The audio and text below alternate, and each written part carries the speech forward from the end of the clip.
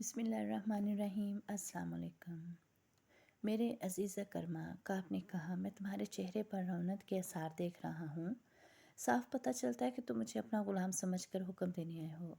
मैंने मुसलमानों के साथ जो मुआहदा किया था वो बनु क़ुरैज़ा के तहफ़्फ़ुज़ और सलामती के लिए किया था, और मैंने जो मुआहदा तुम्हारे साथ किया वो तुम्हारी फ़तह और मुसलमानों की शिकस्त की खातिर किया है। मुसलमानों को ख़त्म करना मेरे मज़हब का हुक्म है। तुम्हारे साथ मामला निभाना इसी सिलसिले की एक कोशिश है। इसे अपना मज़हबी फ़राइज़ अदा करने के लिए मैंने तुम्हें इस्तेमाल करूँगा। हई बिन अख्तब से मैंने कह दिया था कि अहले कुरैश और अहले गतफ़ान मुझे बनु क़ुरैज़ा की सलामती की ज़मानत दें, ताकि ऐसा ना हो कि तुम लोग नाकाम हो जाओ और मुसलमान हमसे ज़ालिमाना इंतकाम लें। नईम बिन मसूद ने जो चिंगारी इन लोगों के दरमियान फेंक दी थी वो अकरमा के सीने में सुलग रही थी। नईम ने अकरमा के जहन में अबू सुफियान की मार्फत पहले ही डाल दिया था कि काब अफराद की सूरत में ज़मानत मांगेगा। काब की ज़बान से ज़मानत का लफ्ज़ सुनते ही अकरमा भड़क उठा। क्या तुम्हें हम पर एतमाद नहीं? अकरमा ने गुस्सीली आवाज़ में कहा, क्या तुम ये समझते कि हम शायद भूल गए हैं कि मोहम्मद हमारा और तुम्हारा मुश्तरका दुश्मन है? मैं ये नहीं कहता जो तुम कह रहे हो, काब बिन असद ने कहा, लेकिन मैं ये ज़रूर कहूँगा कि अपने मुश्तरका दुश्मन को जितना भी जानता हूँ तो इतना तुम नहीं जानते। मैं एतराफ़ करता हूँ कि जो अक्ल खुदा ने मोहम्मद को दी है वो हम में से किसी को नहीं दी। मैं इसकी ज़मानत चाहता हूँ। कहो, तुम्हें कैसी ज़मानत चाहिए? अकरमा ने पूछा। कबीला कुरैश के चंद एक सरकर्दा अफराद हमारे पास भेज दो। काब बिन असद ने कहा, मैं कोई नई बात नहीं कह रहा अकरमा, ये हमारा तुम्हारा दस्तूर है। इस रवाज और शर्त से तुम वाकिफ़ हो। मैंने ज़मानत के तौर पर यह रगमाल में लेने वाले आदमियों की तादाद नहीं बताई। ये तादाद तुम खुद मुकर्रर कर रहे हो। तुम जानते हो कि मुआहदे की खिलाफ वर्जी करोगे तो तुम्हारे इन सरकर्दा अफराद को हम कत्ल कर देंगे। इन्हें तुम कत्ल नहीं करोगे, अकरमा ने भड़की हुई आवाज़ में कहा। तुम इन्हें मुसलमानों के हवाले कर दोगे। क्या कह रहे हो अकरमा? काब बिन असद ने हैरत और परेशानी के लहजे में पूछा, क्या तुम मुझे इतना समझते हो कि तुम्हें ये धोखा दूंगा कि तुम्हारे कबीलों के सरदारों को मुसलमानों के हवाले हाथों कत्ल कर दो? मुझ पर एतबार करो। यहूदी पर एतबार करना ऐसा ही है जैसे किसी ने सांप पर एतबार कर लिया हो। अकरमा ने गुस्से के आले में कहा, अगर तुम अपने आप को इतना ही काबिल एतबार समझते हो तो कल मदीना में इन छोटे किलों पर हमला शुरू कर दो जहाँ पर मुसलमानों ने अपनी औरतों और बच्चों को रखा हुआ है। कल, काब ने कहा। कल हफ्ते का दिन है। हफ्ते का दिन यहूदियों का एक मुकद्दस दिन होता है जिसे हम सब्त कहते हैं। इस रोज़ इबादत के सिवा हम और कोई काम नहीं करते। कोई यहूदी सब्त के दिन कोई काम या कारोबार करे या किसी पर हमला करे तो खुदा यहूदा इसे इंसान से खंजीर या बंदर की शक्ल में तब्दील कर देता है। अकरमा देख चुका था कि काब बिन असद की नीयत ठीक नहीं है। वो शराब पीता चला जा रहा था। अकरमा ने शराब पीने से इनकार कर दिया था। इसने अबू सुफियान से कहा था कि वो फैसला करके ही वापस आएगा। तुम कल हमला करो या एक दिन बाद करो, हम तुम्हारी नीयत को अमली सूरत में देखकर फैसला करेंगे कि तुम्हें यह रगमाल में अपने आदमी दिए जाएं या ना दिए जाएं। अकरमा ने कहा, इससे पहले हम तुम्हें एक आदमी भी नहीं देंगे। मैं कह चुका हूँ कि यह रगमाल के बगैर हम कभी कुछ नहीं करेंगे। काब बिन असद ने कहा, जो ही तुम्हारे आदमी हमारे पास पहुँच जाएंगे हम तुम्हारी मंशा के मुताबिक मदीना के अंदर खलबली मचा देंगे। तुम देखना कि हम मोहम्मद की पीठ में किस तरह छुरा घोंपते हैं। अकरमा उठ खड़ा हुआ और गुस्से में बोला, तुम बदनीयत हो गए हो। तुम्हारी नीयत साफ बताती है। तुम कहते हो कि मुझे किसी ज़मानत की ज़रूरत नहीं। आओ मिलकर मुसलमानों को मदीने के अंदर हमेशा के लिए ख़त्म कर दें। मुझे अगर हुक्म मानना ही है तो मैं मोहम्मद का हुक्म क्यों ना मान लूँ? काब बिन असद ने अकरमा का गुस्सा देखते हुए कहा, हम मुसलमानों के साथ रहते हैं। जो तहफ़्फ़ुज़ हमें इनसे मिल सकता है वो तुम नहीं दे सकोगे। मौरख इब्न शाम और इब्न साद ने लिखा है कि नईम बिन मसूद का छोड़ा हुआ तीर निशाने पे लगा। अकरमा गुस्से के आलम में काब बिन असद के घर से निकल आया। यहूदियों और अहले कुरैश का मुआहदा जो अगर बरकरार रहता तो मुसलमानों की कमर टूट जाती। काब के घर के अंदर ही टूट गया।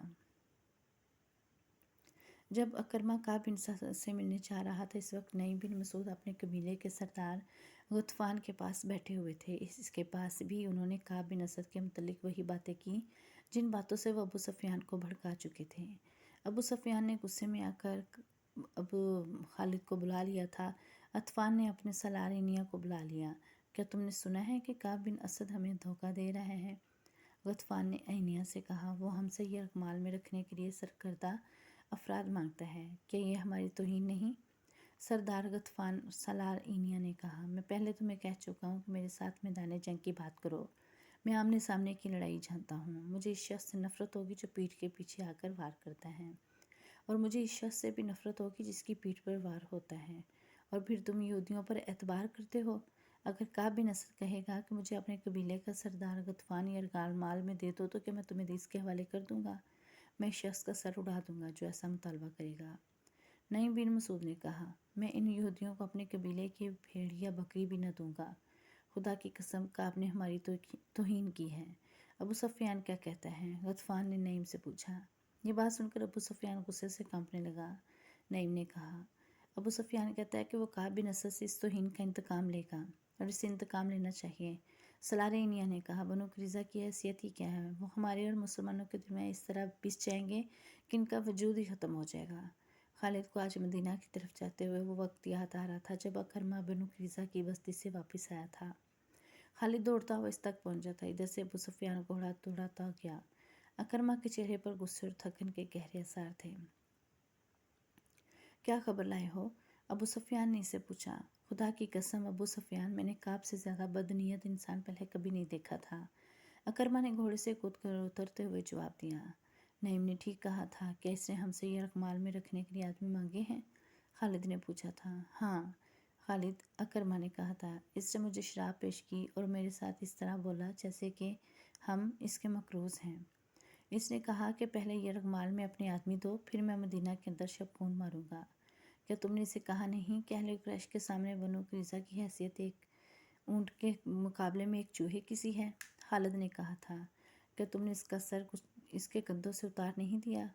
मैंने अपना हाथ बड़ी मुश्किल से रोका था। अकरमा ने कहा था, इसके साथ हमारा जो मुआहदा हुआ था वो मैं तोड़ आया हूँ।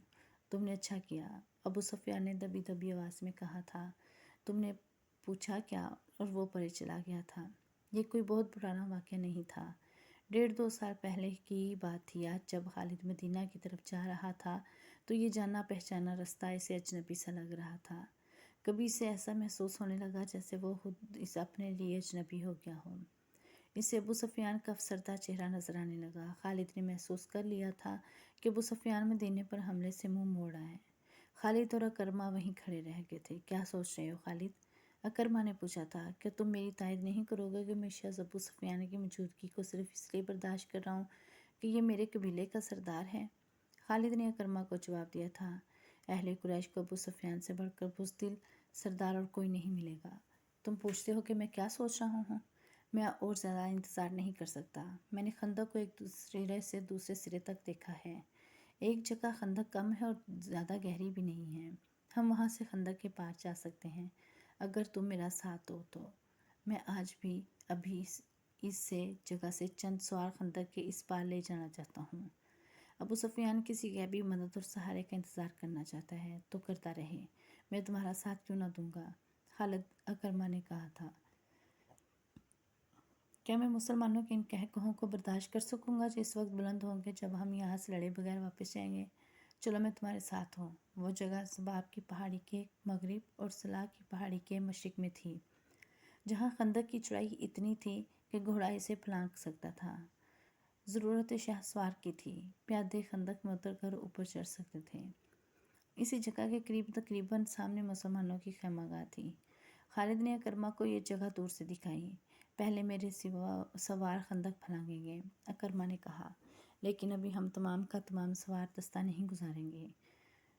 पार जाकर मुसलमानों को कहे कि सवार के मुकाबले के लिए ललकारेंगे और इस रिवाज की खिलाफ वर्जी नहीं करेंगे। मेरे साथ आओ खालिद, मैं अपने मुंतखब सवार आगे लाऊंगा। तुम अभी खंदक के पास ना जाना। अगर हम दोनों मारे गए तो अहले कुरैश को सिवाय जिल्लत के और कुछ ना मिलेगा। अबू सुफियान का दिल मुहासरा उठा चुका है। वो लड़ने के जज्बे को सर्द कर चुका है। वो मकाम जहाँ खंदक घोड़े की लंबी छलांग से फलांगी जा सकती थी, ऐसी ओट में था जिस गश्ती संतरी करीब आकर ही देख सकते थे। अकरमा ने 7 सवार मुंतखब कर लिए थे। इनमें एक कवी हैकल बल्कि द्योकामत शख्स उमरू बिन अबद भी था, जिसकी धाक इसकी जिसामत की बदौलत दूर दूर तक फैली हुई थी। अकरमा इन 7 सवारों को मुकर्ररा मुकाम से कुछ दूर तक इस अंदाज से ले गया जैसे घोड़ों को इंतहा टहलाई के लिए ले जाया जा रहा हो। مسلمانوں کے سنتریوں کو ان پر شک نہ ہوا۔ سب سے پہلے میں خندق میں پھلانگوں گا۔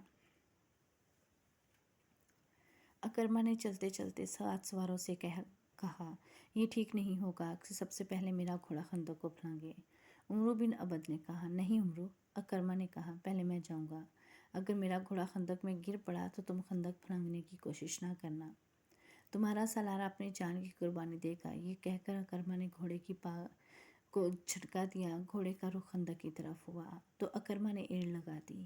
عربی نسل کا گھوڑا ہوا سے باتیں کرنے لگا۔ اکرما نے لگام اور ڈھیلی کر دی اور گھوڑے کو پھر ایڑ لگائی۔ گھوڑے کی لگام اور تیز ہو گئی۔ خندق کے کنارے پہ جا کر اکرما گھوڑے کی پیٹھ سے اٹھا اور آگے کو جھک گیا۔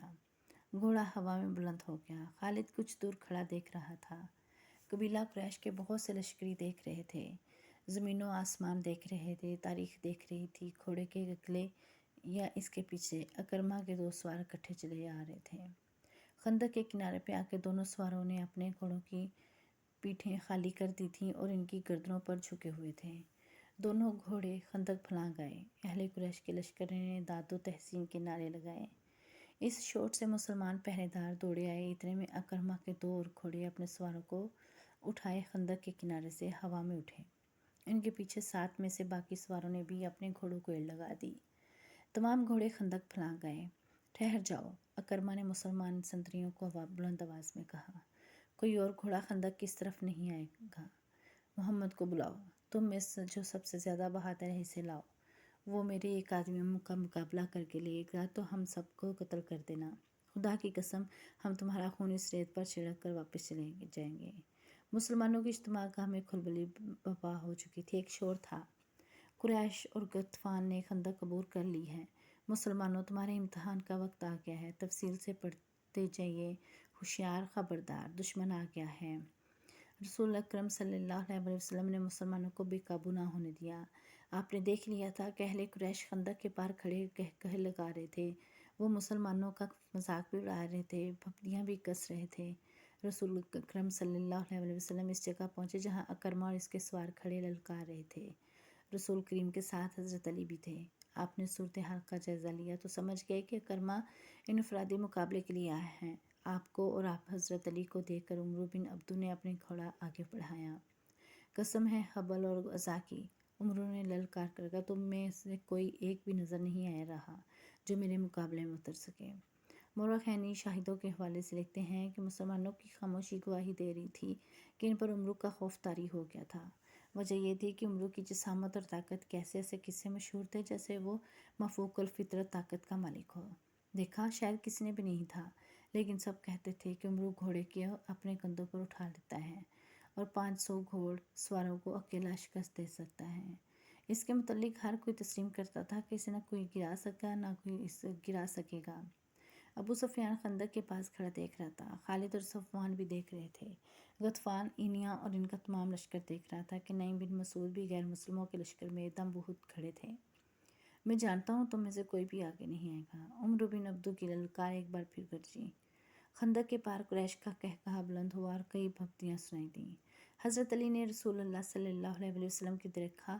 آپ نے اپنا عمامہ سر سے اتارا اور حضرت علی کے سر پر باندھ دیا، پھر اپنی تلوار حضرت علی کو دی۔ مورخ ابن سعد نے لکھا ہے کہ رسول کریم صلی اللہ علیہ وسلم کی سرگوشی سنائی دی، علی کا مددگار تو ہی ہے میرے اللہ۔ مورخین نے اس تلوار کے متعلق جو رسول کریم صلی اللہ علیہ وسلم نے حضرت علی کو دی تھی لکھا ہے کہ یہ تلوار قریش کے مشہور جنگجو منبع بن حجاج کی تھی۔ وہ بدر کی لڑائی میں مارا گیا تھا۔ فاتح مجاہدین نے یہ تلوار حضور پاک کو پیش کی تھی۔ آپ نے اس کے بعد یہی تلوار اپنے پاس رکھی۔ اب آپ نے وہی تلوار حضرت علی کو دے کر عرب کے ایک دیو قامت کے مقابلے میں اتارا۔ یہ تلوار تاریخ میں اسلام میں ذوالفقار کے نام سے مشہور ہوئی۔ حضرت علی عمرو بن عبد کے سامنے جا کھڑے ہوئے۔ ابو طالب کے بیٹے عمرو جو گھوڑے پر سوار تھا حضرت علی سے مخاطب ہوا، کیا تم بھول گئے ہو کہ تمہارا باپ میرا کتنا گہرا دوست تھا؟ کیا یہ میرے لیے بہت بڑا فعل نہیں ہوگا کہ میں اپنے عزیز دوست کے بیٹے کو قتل کر دوں؟ اے میرے باپ کے دوست! حضرت علی نے للکار کر جواب دیا، ہماری دوستی ختم ہو چکی ہے۔ خدا کی قسم، میں تمہیں صرف ایک بار کہوں گا کہ اللہ کو برحق اور محمد کو اللہ کا رسول تسلیم کرو اور ہم میں شامل ہو جاؤ۔ تم نے ایک بار کہہ لیا ہے۔ عمرو نے کہا، میں دوسری بار یہ بات نہیں سنوں گا۔ میں یہ بھی کہوں گا کہ میں تمہیں قتل نہیں کرنا چاہتا۔ میں تمہیں قتل کرنا چاہتا ہوں عمرو، حضرت علی نے کہا، اتر گھوڑے سے اور میرے مقابلے پر۔ وہ بچا اپنے آپ کو اس تلوار سے جو مجھے اللہ کے رسول نے عطا کی ہے۔ عمرو کے متعلق مورخ لیتے ہیں کہ وہ وحشی تھا۔ جب غصے میں آتا تھا تو اس کا چہرہ غضبناک ہو کر درندوں جیسا ہو جاتا تھا۔ وہ گھوڑے سے کود کر اترا اور تلوار سونت کر حضرت علی پر پہلا وار اتنی تیزی سے کیا کہ دیکھنے والے یہ سمجھے کہ اس کی تلوار نے حضرت علی کو کاٹ دیا ہے، لیکن حضرت علی یہ بھرپور وار بچا گئے۔ اس کے بعد عمرو نے یکے بعد دیگرے حضرت علی پر متعدد وار کیے۔ حضرت علی نے ہر غیر متوقع پینترا بدل کر بچایا۔ عمرو نے یہ تو سوچا ہی نہیں تھا کہ جس جسامت اور طاقت پر اس اتنا گھمنڈ ہے وہ ہر جگہ کام نہیں آ سکتی۔ تیغ زنی کے مارکے میں جس تیزی اور پھرتی کا مظاہرہ کرتے حضرت علی کر رہے تھے وہ عمرو نہیں کر سکتا تھا، کیونکہ اس کا جسم بھاری بھرکم تھا اور وہ گھوڑے کو اپنے کندھوں پر اٹھا بھی سکتا تھا، تو بھی اس میں گھوڑے جیسے رفتار نہیں تھی۔ اس کی طاقت گھوڑے سے زیادہ بھی ہو سکتی تھی۔ حضرت علی نے اس پر ایک بھی وار نہ کیا، جسے عمرو نے خوف زدگی سمجھا ہوگا۔ وہ وار پہ وار کرتا رہا اور حضرت علی کبھی ادھر کبھی ادھر ہوتے رہے۔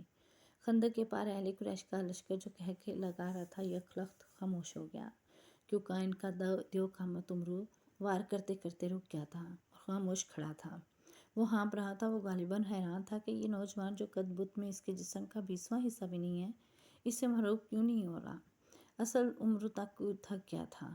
حضرت علی نے جب اس کی یہ حالت دیکھی کہ وہ اپنی طاقت اتنے سارے وار کرتے کرتے صرف کر چکا ہے اور حیران و پریشان کھڑا ہے۔ باقی سٹوری ابھی جاری ہے، کل لے کر حاضر ہوں گی۔